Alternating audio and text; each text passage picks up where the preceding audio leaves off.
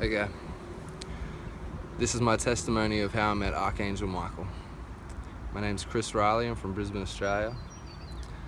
3 years ago, just after my 25th birthday, I was in a really bad way. I was a really lost individual. I used to use a lot of ice, or meth as they call it in America. I was just a very lost individual. I had no faith. I didn't think there was any purpose to the world. I was very angry, vengeful, just very, very lost. I really didn't enjoy my birthdays because they were just a reminder of how it was just another year of the same old thing. But not long after my 25th birthday, I had a scary incident one night while I was high. I'd probably been high for like 2 or 3 days at that time, smoking ice through a pipe. I had a scary experience that I won't go into too much detail about, but it scared me enough to convince me, I thought I was going to die. Some people call it an NDE, a near-death experience. Nothing that bad physically happened, but in my mind, I was convinced I was going to die, and I had a mental breakdown because of that. Luckily, I had very loving family and supportive people around me that helped me through.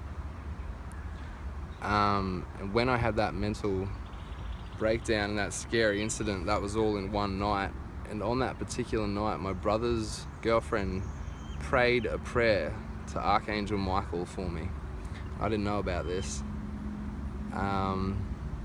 as I was trying to get to sleep that night, but I was in such a state. Falling asleep was really difficult. Somehow I managed to fall asleep, and I woke up the next day, and all I really remember is sitting on the edge of my bed, staring at the wall, fully conscious. I was wide awake, in a completely lost state. I couldn't even attach to the person I was before, but I felt like I'd just completely lost everything, and I was just nothing, and I didn't have a personality, and I couldn't really think, and it was just really, traumatic. And I was in this lost state, just sitting there staring at the wall in my bedroom, completely by myself. And as I sat there staring at the wall, I felt a hand touch my shoulder. The first feeling I had was immediate fear, because I knew there was nobody in my bedroom, and a definite hand had just touched my left shoulder. So I went into an instant state of panic and shock. I then heard a voice say, "Lay, child, everything's okay. You've got nothing to worry about. I'm here to help you." The first thing I thought then was, well, you're hearing voices. You're definitely going to the mental institution now. And then again, I heard the voice, "Lay, child, everything's okay. You've got nothing to worry about. I'm here to help you." As I heard that voice again, it laid me and helped me lay on my side. And as I laid on my side, I heard the voice again say, "I'm going to make you feel better." As he said that, I felt a rush of the most euphoric, blissful, heavenly love I could possibly describe to anybody. It was like a mother that just gave birth to a newborn child. The way she would look at her times 10 million. It was your birthday, it was Christmas, it was New Year, it was seeing your best friend after 10 years of them being away. It was just every good, joyous, blissful, happy, ecstatic feeling I could possibly describe, all balled into one. When he touched me, and this feeling just went through my whole being. And I was vibrating at just the highest level of love I could possibly imagine. And I felt like I was home. and I'd felt like that's where I came from, and that I'd forgotten about it. I'd forgotten what it felt like, and oh my God, it felt amazing. I've done drugs before in the past, and nothing compares.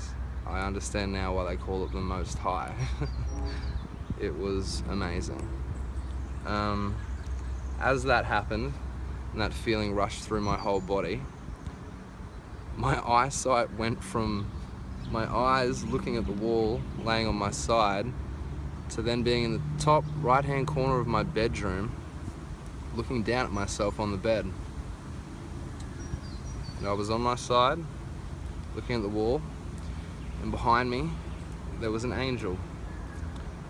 He was about 10 feet tall, whose wings stretched across my bedroom. He had a Roman-style golden chest plate on. He had long, short, long, blondish hair.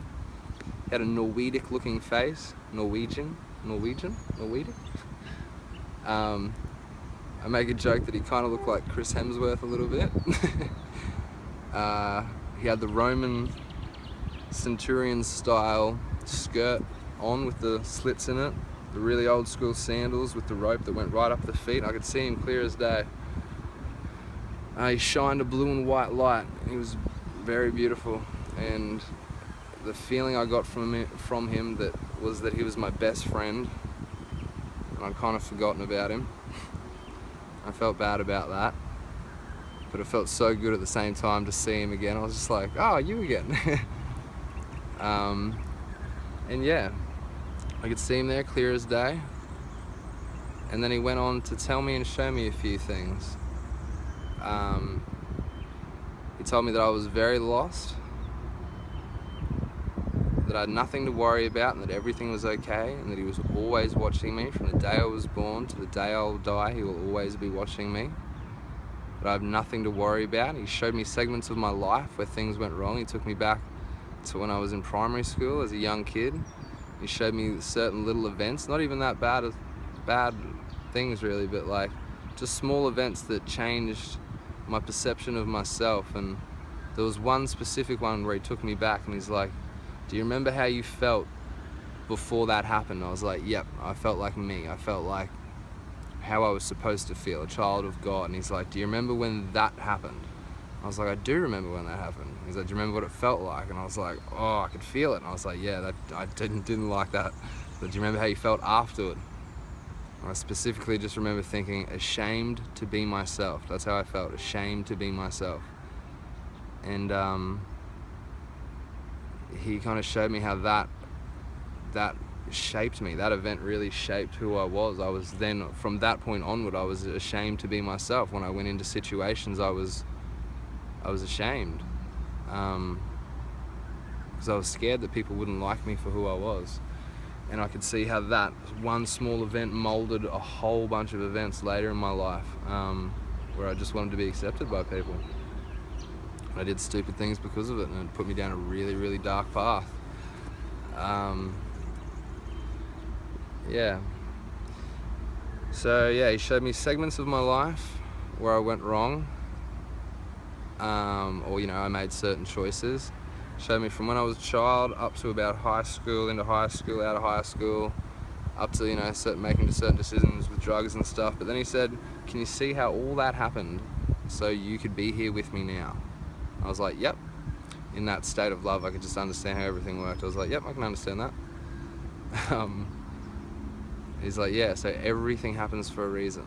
And he went on to repeat that a few times. Everything happens for a reason. There's a purpose to everything. I was like, okay.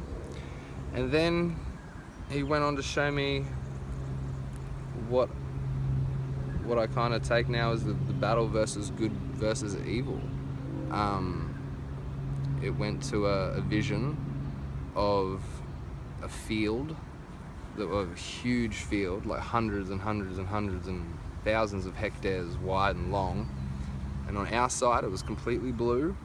And it was just this blue misty fog that went on for a really, really long time. And as it went on and on and on and on, it reached a wall and it started climbing up the wall, and it was all blue on our side, and as it got to the very, very top of the wall and like started to peek over, it changed colour to red, and it dropped red down the wall on the other side, and then it just went red for eternity that way.